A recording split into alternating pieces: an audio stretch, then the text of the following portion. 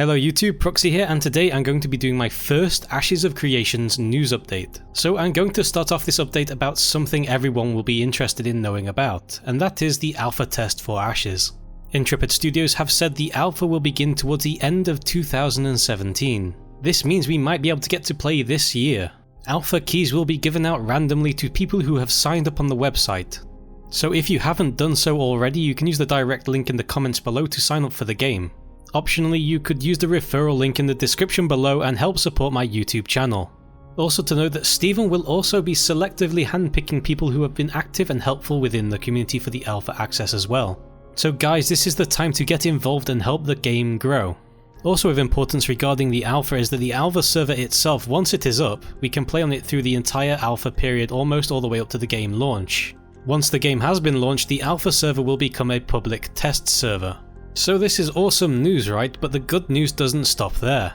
The unofficial Discord Croy created for the game now has been handed over to Intrepid Studios, and this now makes it the official Discord for the game. So if you want to get involved with the community, talk about the game with like-minded individuals, or get the latest news on Ashes of Creation, then this is the place to be. Eterna Gaming has also created an unofficial Discord for the game.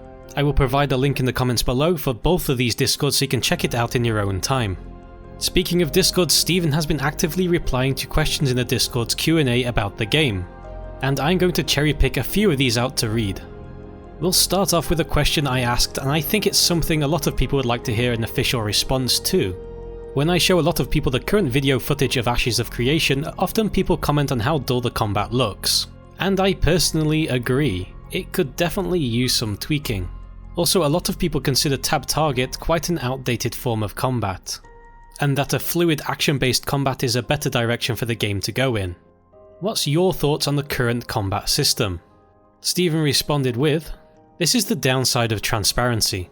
When I decided that our studio would involve the community in every aspect of development, we understood that there would be needed a level of trust in the community that what they are seeing is not the final product. It is meant to show our progression and development. All too often, an indie developer moves to crowdsourcing a game, prior to having a working model in any system. Basically with only a concept they manage to raise money. I wanted to show more than that. I wanted to show actual production and investment from our studios before we asked the community to help bring our project to life. In regards to tab targeting, while our combat system is not completely fleshed out, I can say that our tab targeting will involve positioning and mobility, and that we will have more in-depth blogs on this system as our development progresses." Gayleith asked, "Will there be any roles of value for those who aren't interested in combat? Farming, breeding and cooking? If so, will the casual non-combat player feel like his actions are worth something?" Stephen responded, "Farming, breeding and cooking and crafting in general is of extreme importance in our world. It is in my personal opinion that players who control the economy exert greater influence over the world than those who are directly influenced by PvP. Non-combat playstyles will absolutely have a full-time option and will yield considerable influence." Shinigami asked, "What about monetization of the game? Is anything decided yet?" Reading the FAQ, it said that the creators are veteran gamers and are tired of failed MMOs.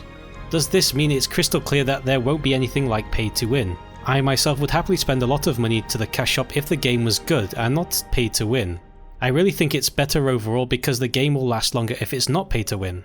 Stephen replied, "We are fully aware and agree that the downfall of many MMOs that have come out recently are a result of flagrant pay-to-win strategies from their monetization process. We will not follow in their footsteps." Isarii inquired, "What are you guys currently planning for progression?" Stephen wrote back, "Our player class advancement follows a vertical progression in the traditional leveling sense, as well as a horizontal skill customization platform. When players start the game, they will be able to choose from 8 separate archetypes. These archetypes represent the staple fantasy classes: Fighter, Tank, Rogue, Ranger, Mage, Summoner, Cleric and Bard. As the player progresses vertically with their primary class, they will have the opportunity to add a second class. This second class will be chosen again from the 8 archetypes, and will follow more of a horizontal progression. The second class will allow the player to augment their primary skills from their main class, with the effects from their secondary class. For example, a fighter has a skill called Rush that allows him to rush towards the target upon reaching the target deals X amount of damage with a chance to knock the target down. If that fighter were to choose Mage as his secondary archetype, he would gain access to certain augments that would apply to his primary skill tree. Let's use his Rush skill as an example. As a spell sword, he could choose to apply the teleportation augment to the rush skill, which would allow the skill to now teleport you to the target, eliminating the charge time on the skill. Each skill in your primary tree will have several augment options from your secondary tree. The secondary skill augment tree will follow a horizontal progression that we will expand upon further in the development blog. Chase Field questioned, how big is the Ashes of Creation's world? How many people can be on one server concurrently? Stephen replied, we are currently looking into this particular topic, and will be releasing an official answer to this question in the coming weeks. Halpimo asked, what type will you use, fixed server or cloud servers like Amazon or Google? Stephen responded, currently we are in discussion with Google. Agelus asked, tell me that there will be a balance between what cosmetics are added to the shop and what is available in game. To which Stephen stated, there will be balance. Players will have a wide range of cosmetics available through in-game accomplishments and progression, as well as a wide variety of purchasable cosmetics for players who are more casual and would prefer to support the game through a cash shop. Either way, player customization will be achievable from a cosmetic standpoint readily through the game. Lloyd Irving queried, will there be instance dungeons and raid content that will require a set amount of players to follow mechanics properly to defeat? Or will it be more open world where you can go in with any amount of players? To which Stephen replied, both. As it stands now, many dungeons in the world have an open world component, with several instance access points that parties can participate in. We want to maintain the open world feel while being able to capitalize on the benefits of instanced mechanics. We will go into more depth in a blog soon.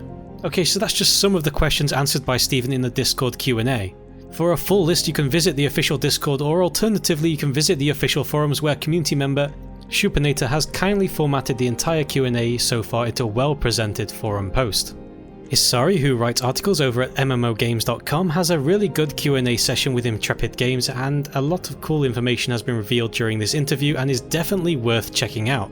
And to close the topic on Q&As completely, if you haven't done so already, check out the official Q&A session from Intrepid Studios. It's a good video to watch, and once again I will provide a link below. Speaking of good videos to watch, there is also a Dungeons Crawlers Network podcast which spent a good few minutes discussing things about MMOs and Ashes of Creation specifically.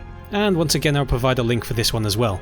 And to finish off my first Ashes of Creation news video, Stephen has mentioned that a new combat video should be with us soon, demonstrating what the combat will hopefully end up being like from a mage's perspective, and might even involve some exploding bunny rabbits. There should also be a video soon regarding the seasons, and hopefully when I get some information back from Intrepid I can continue with my What We Know So Far series regarding Ashes of Creation, which the next two videos will be about player housing and crafting, so make sure to check those out once I've finished making them and uploading them. Well, I hope you guys enjoyed this first of many updates for Ashes of Creation. If you want to see more videos regarding the game, don't forget to like and subscribe, and as always guys, thanks for watching.